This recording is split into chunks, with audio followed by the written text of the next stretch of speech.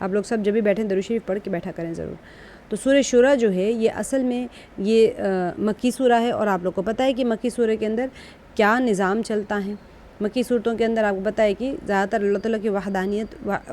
یعنی نبی پاک صلی اللہ علیہ وسلم کی رسالت اور قرآن پاک کی حقانیت اور مر کے اٹھائے جانے کے اوپر ڈسکشنز ہوتے ہیں۔ تو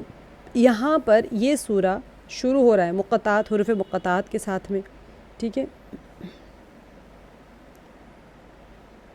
حروف مقطعات جیسے آپ کو پتہ ہے ہا میم، اس طرح ہم توڑ کے یعنی قطع کر کے پڑھنا، توڑ کے پڑھنے کے لیے آتے ہیں۔ تو اس کے لیے آگے جو آیت ہے عین سین قاف اسق نہیں پڑھیں گے بلکہ اس کو توڑ کے پڑھیں گے۔ بہت سارے مفسرین نے اس کے بہت معنی دیے ہیں، لیکن زیادہ تر ہم یہی کہیں گے کہ اللہ تعالیٰ اس کے معنی مطالب کو زیادہ بہتر جانتے ہیں۔ یہاں سے یہ جو آیت ہے، آیت نمبر 3، کذالک یوحی الیک وإلی الذین من قبلک اللہ العزیز الحکیم، یعنی اسی طرح اللہ غالب و حکیم تمہاری طرف اور تم سے پہلے گزرے ہوئے رسولوں کی طرف وحی کرتا رہا ہے۔ تو یہاں پر ان آیات میں شروع کی جو آیات ہے اس کے اندر اس کا جو مرکزی مضمون ہے وہ وحی کے اوپر ڈیپینڈ کرتا ہے، یعنی کہ ہم نے جسے دیکھا تھا 1 سے لے کے 12 تک کے جو ہمارا ہے، یہ جو ہمارے آیات چلیں گے اس کے اندر قرآن جو ہے اللہ سبحانہ و تعالیٰ کے صفات جو ہے اس کے بارے میں ڈسکس کرے گا، اور اللہ تعالیٰ کے ساتھ میں شرک کے باطل ہونے کے عقیدے کو ظاہر کیا جائے گا، وحی اور صفات الہی کے بارے میں۔ تو سب سے امپورٹنٹ ہم نے دیکھا تھا کہ یہ سورہ وحی کے نزول وحی کے بارے میں شروع ہوتا ہے، اور اینڈ کی آیات میں بھی ہم نے دیکھا تھا کہ وحی کی حقانیت، یہ وحی من جانب اللہ ہے، اس کے اوپر ہی ختم ہوتا ہے۔ اور میں نے آپ لوگوں کو بتایا تھا کہ وحی ہوتی کیا چیز ہے اور ہمیں ضرورت کیوں ہے وحی کی۔ ہم دنیا میں آئے ہیں تو ہمیں کیوں ضرورت پڑتی ہے؟ کیا ہمارے اللہ تعالیٰ نے ہمیں عقل بھی دی ہے نا؟ جب آپ کو عقل دی ہے تو پھر اللہ کی طرف سے پیغامات کی ضرورت کیوں پڑتی ہے؟ کیا ہم اتنے بے وقوف ہیں کہ ہم کوئی چیز کے اوپر عمل کر نہیں سکتے؟ یا پھر وحی کا تعلق عقل سے ہے تو پھر ہمیں جب اللہ تعالیٰ نے ہر بندے کو عقل دے کے بھیجا ہے تو پھر آپ کو آسمان کی طرف سے اور نئے انسٹرکشن کی ضرورت کیوں پڑتی؟ تو میں نے آپ کو اس کو سمجھایا تھا کہ جو عقل ہوتی ہے وہ اچھے اور برے کے بیچ میں تمیز کر لیتی ہیں، انسٹرکشنز روبوٹک انسٹرکشنز کی طرح چلتی ہیں۔ سیب رکھا ہے، بھوک لگی ہے، سیب اٹھاؤ اور کھا لو۔ اب اللہ سبحانہ و تعالیٰ کی وحی کہتی ہے کہ سیب رکھا ہوا ہے تو تم اٹھا کے نہیں کھا سکتے اس کو، کن کیفیت کنڈیشن میں نہیں کہتے، جو تم روزے کی حالت میں ہو نہیں کھاؤ، کسی اور کا سیب ہے وہاں پر تو خرید کے کھاؤ، پوچھ کے کھاؤ، اجازت لے کے کھاؤ، ایسے اٹھا کے نہیں کھا سکتے۔ اب انسان روبوٹک فارم میں اگر سوچے گا تو کوئی چیز رکھی ہے، مجھے اس کی ضرورت ہے، میں لے لوں گا اس کو، ختم۔ انسان کی عقل تو یہ کہے گی نا بھئی کسی کو پوچھ کے لو، کیوں لو بھئی؟ درخت کے اوپر اگر پھل لگا ہوا ہے، چلے کسی کے ٹرے میں نہیں ہے، کسی کے ٹھیلے میں نہیں ہے، درخت کے اوپر کیلا لگا ہوا ہے، سیب لگا ہوا ہے، جام لگا ہوا ہے، آپ جائیں گے بھئی درخت تو اللہ کا ہے، درخت کے اوپر پھل لگا ہے، کھا لینا چاہیے توڑ کے، تو کوئی پوچھے گا تھوڑی۔ لیکن وحی کے ذریعے سے ہمیں پتہ چلتا ہے کہ پھر یہ درخت کس کا ہے، کیا یہ بیچنے کا ہے یا ایسے ہی لگایا ہوا ہے؟ اگر کسی کے باغ کا حصہ ہے تو پھر تم اسے نہیں خرید سکتے ہو، تمہارے لیے حرام ہو جائے گا، توڑ کے نہیں کھا سکتے ہو، الا یہ کہ تم اجازت لے لو۔ یہ سارے احکامات جو ہوتے ہیں ایک سویلائزڈ لائف جینے کے لیے اللہ سبحانہ و تعالیٰ کے ذریعے سے جو بھیجے ہوئے احکامات ہیں اس کے اوپر عمل کرنا ضروری ہے، ورنہ پھر جنگل لا ہو جائے گا۔ جنگل میں آپ کو کسی کا کوئی قانون تو نہیں چلتا، آپ جاؤ جو مرضی ہے، کھیتوں میں جھاڑوں کے اوپر لگا رہتے ہیں، توڑو کھا لو، پھر جھاڑ کے اوپر ہی سو جاؤ۔ جب آپ کو ایک سویلائزڈ لائف جینا ہے، ایک سسٹم میں جینا ہے، ایک سوسائٹی میں جینا ہے، تو پھر آپ کو وہ انسٹرکشنز فالو کرنے پڑیں گے جو اللہ سبحانہ و تعالیٰ نے ہمیں وہ انسٹرکشنز کیا ہے؟ قرآن پاک میں شریعت ہمیں جو اللہ تعالیٰ نے بھیجی ہیں، جو آسمانی کتاب ہے قرآن پاک، وحی کے ذریعے سے ساری چیزیں مرتب کی گئی ہے، لکھی گئی ہے، جمع کی گئی ہیں، اس کے ذریعے سے جو ہمیں سکھایا گیا ہے اس کے اوپر عمل کرنے سے ہم ایک سوسائٹی میں رہنے کے لائق بن سکتے ہیں۔ ادروائز پوری کی پوری سوسائٹی کولیپس ہو جائے گی۔ غصہ آ گیا، کسی کو مار دھڑ کر دیا، کسی کو دھوکہ دے دیا، کسی کو قتل کر دیا، کسی کو جو اللہ سبحانہ و تعالیٰ اس سورے میں وہ تمام چیزوں کو بالکل آپ کو سسٹمیٹکلی سمجھا رہے ہیں کہ ایک سوسائٹی میں رہنے کے لیے آپ کو دنیا میں رہنا ہے سب سے پہلے، پھر سوسائٹی میں رہنا ہے۔ سوسائٹی کیسی؟ جانوروں کی، کتے بلیوں کی نہیں، انسانوں کی سوسائٹی میں رہنا ہے، تو پھر آپ کو وحی کی ضرورت پڑے گی۔ اور وحی ہمارے لیے نازل کی گئی ہے، کتے بلیوں کے لیے نہیں نازل کی گئی، جانور گھوڑے پہاڑ یا پھر آپ بکری اونٹوں کے لیے نہیں، ہمارے لیے کی گئی ہے، کیونکہ پھر ہمیں اس میں رہنا ہے تاکہ یہاں کا ایک پیس اینڈ ہارمنی جو ہو وہ مینٹین کر سکے، اس کے اندر ایک جو بیلنس ہے سوسائٹی کا وہ مینٹین کر سکے، اس کے اندر کوئی گڑبڑ نہیں ہو جاتی، کوئی تشدد نہیں ہو رہا ہے، کوئی ایک دوسرے کا حق نہیں مار رہے ہیں، کسی چور کسی کو جا کے قتل نہیں کر رہا ہے، قاتل آگے کسی کو لوٹ کھسوٹ کے نہیں جا رہے، سب جب اللہ کا خوف رکھنا شروع کر دیتے ہیں تو پھر وہ کیسے پتہ چلے گا؟ وحی کے ذریعے بس۔ تو اسی لیے یہاں پر اسی طرح وحی کرتا ہے آپ کی طرف اور ان لوگوں کی طرف جو آپ سے پہلے، یعنی آپ صلی اللہ علیہ وسلم سے پہلے تھے، وہ اللہ جو نہایت غالب بہت حکمت والا۔ اب ان آیات میں آپ دیکھیں گے کہ اللہ سبحانہ و تعالیٰ کے صفات بیان کیے جا رہے ہیں کہ کون سے صفات اس کے اندر بیان کیے گئے ہیں اس آیت کے اندر۔ اللہ العزیز الحکیم، دو صفت بیان کی کہ اللہ تعالیٰ غالب ہے اور حکمت والے ہیں، تو یعنی کہ انسان کے اوپر اللہ تعالیٰ اتنے حکیم ہیں کہ جو کچھ بھی کرتے ہیں اس کے اوپر کوئی ریزننگ ہوتی ہے، بغیر ریزن کے نہیں ہوتی ہے، کوئی بھی چیز آپ کر لیں جو مرضیاں نہیں کر سکتے۔ اللہ سبحانہ تعالیٰ عزیز ہے اور اللہ تعالیٰ کی صفت ہے حکیم کی۔ زبردست ہے کیوں کہا جاتا ہے؟ عزیز یعنی زبردست ہے، پاورفل ہے، کیوں؟ کیونکہ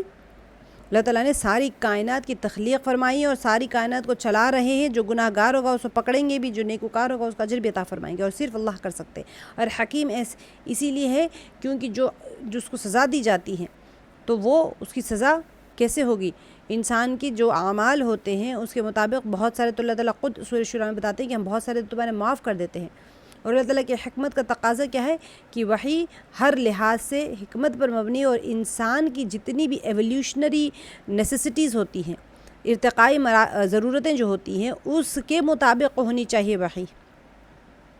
اگر آپ اب اولڈ اسٹون ایج میں جا کے ٹیکنالوجی کے بارے میں، سود کے بارے میں بتائیں گے تو ان کو تو کوئی چیز پتہ ہی نہیں ہے، یا پھر آج کے زمانے میں اگر کہیں کہ 2 پتھروں کو رگڑ کے آگ نکالو تو کہیں گے بیوقوف ہو گیا، ہمیں تو آتا ہے گیس سے آگ نکال لینا، تم کون سے 2 پتھروں کو رگڑ کے آگ نکالنے کے کام دے رہے ہو ہمیں؟ تو وحی بھی کیسی ہونی چاہیے؟ ارتقائی مراحل جو ہوتے ہیں، ضرورتیں جو ہوتی ہیں اس کے ساتھ میں میچ ہونا چاہیے، ٹالی ہونی چاہیے۔ اسی لیے اللہ سبحانہ و تعالیٰ یہاں پر عزیز اور حکیم کے 2 صفت استعمال کیے ہیں۔ اللہ تعالیٰ کی جو پاور ہے اور اللہ تعالیٰ کی عزت اور قدرت ہے، اس کا تقاضا کیا ہے کہ وہ وحی اور اس کے عظیم مضامین پر قدرت رکھتا ہو، جو وحی کے جو ٹاپکس نازل ہو رہے ہیں اللہ تعالیٰ کنٹرول ہو اس کے اوپر۔ یہ نہیں کہ جو مرضی اترتے چلے جا رہے ہیں اپنی مرضی سے، کبھی آگے کا کوئی آ رہا ہے، پیچھے کا کوئی آ رہا ہے۔ اللہ تعالیٰ کے پاس ساری پاورز ہے، سارے کنٹرولز ہے اللہ تعالیٰ کے پاس میں، وہ حکیم ہے، اور جب انسان کو جو چیز کی ضرورت ہوتی ہے، خیر کیونکہ وحی کے بارے میں ہے تو پھر اللہ سبحانہ و تعالیٰ اسی کے مطابق وہ وحی نازل فرماتے ہیں ہر سٹیج میں، ہر ایج میں۔ آگے کی جو آیت ہے اس کے اندر ہم نے دیکھا تھا کہ اللہ ہی کے لیے ہے ما فی السماوات و ما فی الارض وہو العلی العظیم، ٹھیک ہے۔ یہاں پر پھر 3 صفات اور بیان کر دی، اور آسمانوں اور زمین میں جو کچھ بھی ہے اسی کا ہے، وہ بڑھتر ہے اور عظیم ہے۔ اب یہاں پر یہی بتایا جا رہا ہے کہ اسی کا ہے جو کچھ آسمانوں میں اور زمین میں ہے۔ تو آسمانوں اور زمین میں کیا ہے یہ امپورٹنٹ تھا۔ آسمان میں اس کی ملکیت اس بات کا تقاضا کرتی ہے کہ وہ اپنی مخلوق اور اس کی جتنی بھی چیزیں ہیں اس سے اللہ تعالیٰ اس کے انجام سے بھی خبردار رہے۔ یہ نہیں کہ کچھ بھی ہو رہا ہے بغیر اللہ کے کنٹرول کے۔ جو بھی وہاں پر ان کے سسٹمز کو سنبھالنے والا ہوتا ہے وہ کیسے ہوتا ہے؟ وحی کے ذریعے سے۔ یہاں کے سسٹمز پورے کولیپس ہو جائیں گے اگر وحی نازل نہیں ہوگی تو یہ تیسری صفت ہے اللہ تعالیٰ کی کہ وہ سارے سسٹمز کو کنٹرول کیا ہوا ہے، جو کچھ آسمان اور زمین میں سب اللہ ہی کا ہے۔ اور پھر بلندی اور عظمت کیسی ہو جو اللہ تعالیٰ کی یہاں پر جو بیان کی گئی وہ 4تھی اور 5ویں صفت ہے۔ وہ کیا ہے کہ اللہ سبحانہ و تعالیٰ اپنے بندوں کی جتنی بھی اطاعت اور اس کی جو بندگی ہے اس کے محتاج ہی نہیں ہے۔ اللہ تعالیٰ کی عظمت اتنی اعلیٰ اور بڑھتر ہے کہ اللہ تعالیٰ ہماری بندگیوں کے محتاج نہیں ہے۔ اگر اللہ تعالیٰ نے بندوں کے لیے عبادت کا کوئی وہ سسٹم رکھا ہوا ہے تو وہ کیوں رکھا ہوا ہے؟ وہ ہمارے لیے رکھا ہوا ہے، اللہ کے لیے نہیں ہے کہ ہم عبادت کریں گے تو اللہ تعالیٰ کی تعریف کریں گے تو اللہ تعالیٰ کو بہت بلندی مل جائے گی، اور ہم نہیں کریں گے تو اللہ تعالیٰ نعوذ باللہ کی کچھ پستی پہ آ جائیں گے۔ ایسے نہیں، ہماری عبادت کی اللہ تعالیٰ کو ضرورت ہی کوئی نہیں ہے۔ تو اسی وجہ سے جو کچھ بھی انسان کرتا ہے وہ صرف ہمارے اپنے لیے کرتا ہے۔ تو اسی وجہ سے یہاں پر 2 صفات بیان کی گئی ہیں کہ وہ علیٌ ہے، بلندی والے ہیں، اور عظمت والے، عظیم ہے، عظمت والے ہیں۔ تو وہ تمام اللہ تعالیٰ کے لیے بلندی ہے، چاہے ہم اللہ کی تعریف کریں تو بلندی نہیں بڑھ جائے گی، نہ کریں تو کم نہیں ہو جائے گی۔ آگے کی جو آیت ہے ہماری اس کے اندر بتایا گیا ہے آیت نمبر 5 میں تکاد السماوات یتفطرن من فوقہن والملائکۃ یسبحون بحمد ربہم ویستغفرون لمن فی الارض الا ان اللہ هو الغفور الرحیم۔ یہ آیت بہت امپورٹنٹ تھی کہ قریب ہے کہ آسمان پھٹ جائے اپنے اوپر سے، اور فرشتے تسبیح کرتے ہیں اپنے رب کی حمد کے ساتھ میں، اور وہ مغفرت مانگتے رہتے ہیں ان کے لیے جو زمین میں ہیں۔ خبردار بے شک اللہ تعالیٰ وہی بہت الا ان اللہ هو الغفور الرحیم، وہی ہے جو بہت بخشنے والا نہایت رحم والا۔ اس میں ہم نے دیکھ لیا تھا، بہت امپورٹنٹ آیت تھی، بلکہ اس کی آپ تفسیر جا کے سنیں، میں تو آپ کو جس پریسائزلی بتا رہی ہوں کہ اللہ تعالیٰ نے کیا فرمایا تھا کہ جو قریب ہے کہ آسمان پھٹ جائے۔ اب میں نے آپ کو بتایا تھا کہ آسمان پھٹنے کی کافی ڈیٹیل بتائی تھی، کن کن وجوہات سے آسمان پھٹتا ہے، یتفطرنا کے بارے میں کیوں کہا تھا جب آسمان پھٹ جائے، من فوقہن اپنے اوپر سے، کہ مشرکین کے گناہوں کی وجہ سے بھی ہو سکتا ہے، مومنین کے گناہوں کی وجہ سے ہوتا ہے، شرک کی وجہ سے بھی ہو سکتا ہے، تو اور والملائکۃ یسبحون بحمد، کہ ملائکہ جو ہوتے ہیں ان کی تسبیح کے بارے میں بیان کیا گیا تھا اس آیت کے اندر کہ وہ کس طرح سے اللہ سبحانہ و تعالیٰ کی تسبیح میں مشغول ہوتے ہیں وہ ہمیشہ۔ کہ اس کے پہلے حصے میں کیا تھا کہ اللہ سبحانہ و تعالیٰ نے فرمایا کہ اس عظیم آسمانی وحی کے حامل فرشتے جو ہوتے ہیں وہ ہمیشہ اللہ کی حمد اور تسبیح میں رہتے ہیں مصروف، اور اس کی ہر کمال کے ساتھ میں اللہ تعالیٰ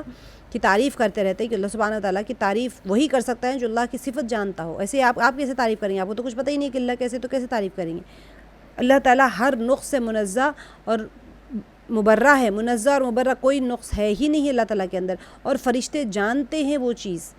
اسی وجہ سے آپ کے دل میں کبھی کسی کی بڑائی ہو تو آپ اس کی کیسے تعریف کرتے ہیں؟ اب آپ کو پتہ ہی کوئی نہیں ہے کہ بادشاہ کیسا ہے، تو آپ کو کہے کہ بادشاہ کی تعریف کرو تو کچھ نہ کچھ کہہ دیں گے آل فال۔ لیکن جو بندہ دیکھا ہوا ہے، بادشاہ کی سخاوت دیکھی ہوئی ہے، اس کی بہادری دلیری دیکھی ہوئی ہے، اس کی رحم دلی دیکھی ہوئی ہے، تو وہ اپنے دل سے تعریف کرے گا کہ میرا بادشاہ تو بڑا سخی ہے، میرا بادشاہ تو بڑا دلیر ہے، وہ جنگوں میں اب ایک چیز دیکھی ہے اس نے تو 10 دن تک وہ اس کے قصیدے پڑھتا رہے گا۔ تو پھر اسی وجہ سے یہاں پر فرشتے، کیونکہ اللہ سبحانہ و تعالیٰ کے تمام چیزوں سے وہاں پر مشاہدہ ہوتا رہتا ہے، اسی وجہ سے ان کو پتہ ہے، اسی وجہ سے ان کی تسبیح ویسی ہوتی ہے۔ اور اللہ تعالیٰ نے فرمایا کہ جو وحی کے مضامین میں اللہ تعالیٰ کی طرف سے کچھ فرائض اور ان کی ادائیگی کا حکم ہے، اور ہو سکتا ہے کہ اس کے بارے میں مؤمنین سے کسی قسم کی لغزش سرزد ہو جائے، ہم سے ہوتی ہے، اللہ تعالیٰ نے وحی فرمائی ہے تو کہا کہ اس کے پر عمل کرو، ہم نہیں کر پاتے، تو اگر مؤمنین سے اللہ کے احکامات میں کبھی کمی ہو جاتی ہے تو اللہ تعالیٰ فرماتے ہیں کہ فرشتے مؤمنین کی امداد کے لیے، مدد کرنے کے لیے آگے بڑھتے ہیں اور ان کی لغزشوں کی معافی چاہتے ہیں۔ میں نے آپ کو بتایا تھا بہترین آیت ہے، کیونکہ اللہ تعالیٰ نے فرشتوں کو مقرر کر کے رکھا ہوا ہے مؤمنین کی لغزشوں کے اوپر، جو دنیا میں رہتے ہوئے اللہ کے احکامات کو پورے نہ کرنے کی وجہ سے ہم سے ہو جاتی ہیں، تو اللہ تعالیٰ فرما رہے ہیں کہ ان لغزشوں کے لیے معافی چاہنے کے لیے اللہ تعالیٰ نے فرشتوں کو مقرر کر کے رکھا ہوا ہے، اور اللہ تعالیٰ سے ان کے لیے مغفرت طلب کرتے ہیں۔ ہمارے لیے فرشتے مغفرت کر رہے ہیں، سبحان اللہ، کیونکہ اللہ تعالیٰ نے فرشتوں کو مقرر کر کے رکھا ہوا ہے۔ اب دیکھیے کوئی انسان ہے، مثال کے طور پہ اگر کوئی بہت بڑے بڑے گناہوں میں مبتلا ہو رہا ہے تو فرشتے ان کے لیے دعائیں کرتے ہیں، تو ظاہر سی بات ہے چھوٹے موٹے اگر کوئی گناہ کر رہا ہوگا تو اس کے لیے اور بدرجہ اولیٰ استغفار کرتے ہیں، ٹھیک ہے۔ لیکن اب یہاں پر میں نے آپ کو بتایا تھا کہ مشرکین کے لیے، آگے کی آیت کے تفسیر میں بتایا تھا میں نے کہ مشرکین کے لیے پھر کوئی فرشتے دعا ان کے گناہوں کے استغفار کے لیے دعا نہیں کرتے، بلکہ یہ دعا کرتے ہیں کہ اللہ کا حکم توڑ رہے ہیں تو اللہ ان کو ہدایت دے دے، اتنی دعا کرتے ہیں، لیکن ان سے جو گناہ ہو جاتا ہے اس کے لیے استغفار نہیں کریں گے۔ لیکن مؤمنین سے جب گناہ سرزد ہو جاتا ہے تو ان کے لیے وہ استغفار کرتے ہیں۔ سبحان اللہ، سبحان اللہ، کتنا ہمیں شکر ادا کرنا چاہیے۔ حاملین عرش اور جو فرشتے عرش کے اطراف میں ہیں اپنے پروردگار کی حمد و تسبیح بجا لاتے ہیں اور مؤمنین کے لیے استغفار کرتے ہیں اور کہتے ہیں کہ پروردگار تیری رحمت اور علم نے ہر چیز کا احاطہ کیے ہوئے۔ سورہ مومن کی جو 7ویں آیت ہم نے پڑھی تھی، آپ کو یاد ہوگا، سورہ غافر اور سورہ مومن جو 2 نام تھے اس کی 7ویں آیت 7th، اس کے اندر ہم نے بتایا تھا آپ کو حاملین عرش کے بارے میں کہ عرش اٹھانے والے فرشتے جو ہوتے ہیں وہ کس کے لیے دعا کر رہے ہیں؟ مؤمنین کے لیے استغفار کر رہے ہیں۔ اللہ تعالیٰ کی یہاں پر اب 6ٹھی اور 7ویں صفت بیان ہو رہی ہے، وہ کیا ہے؟ رحمت اور مغفرت کے بارے میں ہے۔ اب یہاں پر جو آیت کے اندر ہے الا ان اللہ هو الغفور الرحیم، پھر اللہ تعالیٰ خود بھی معاف فرما رہے ہیں، وہ الغفور الرحیم، بہت زیادہ معاف کرنے والے اور بہت زیادہ رحم کرنے والے۔ رحمانیت، بسم اللہ الرحمن الرحیم، میں نے آپ لوگوں کو اس کی تشریح بتائی تھی، امید ہے کہ آپ لوگوں کو یاد ہوگا کہ رحمان سے کون سی رحم مراد ہے اور رحیم سے کون سا مراد ہے۔ ٹھیک ہے، تھوڑا ذہنوں پہ زور ڈال کے گروپ میں لکھیے گا، یاد اگر کسی کو ہو تو پھر بہت اچھی بات ہے، نور علی نور، نہیں یاد ہے تو اب بھی لکھے، پھر اب میں آپ کو کل کی کلاس میں بتاؤں گی، تھوڑا سا ذہنوں پہ بوجھ ڈالیں اور سوچیں کہ رحمان سے کون سی صفت